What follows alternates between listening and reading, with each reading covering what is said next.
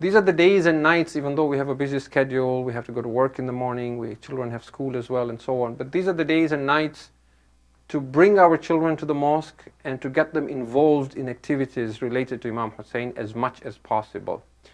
There is a lot of times where people will be critical of the things that are done in the name of Imam Hussain as quote-unquote rituals. And you will hear these criticisms of, what's the purpose of only wearing black clothes and just crying and just doing, shabi and alam and taboot and just doing matam when we don't understand the message of Imam Hussain, and the month comes and goes and we have not taken anything from it, and just eating and drinking and niyaz and sabil, and what's the point? We should understand the message and we should understand the philosophy and why Imam Hussain gave his life. I don't disagree with the importance of the philosophy and the message of Imam Hussain. But at the same time, I don't agree as well any attempt to downplay what we might call as rituals. Why?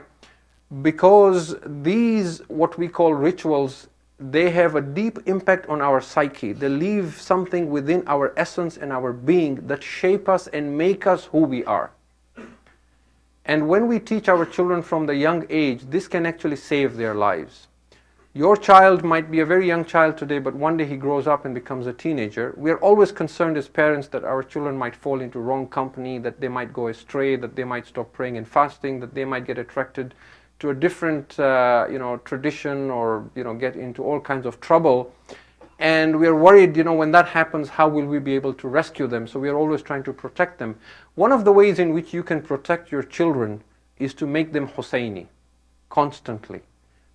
You will find that at the most difficult times in their lives, even as adults, it is this aza of Hussain that will save them and bring them back. I can assure you. Why do I say this?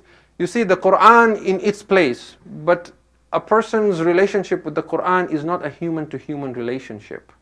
At the end of the day, the Quran does not represent itself as a person, even though it has its own reality. It is a book. So one might know a lot about the Quran, but at some point they might put it aside and still do something wrong.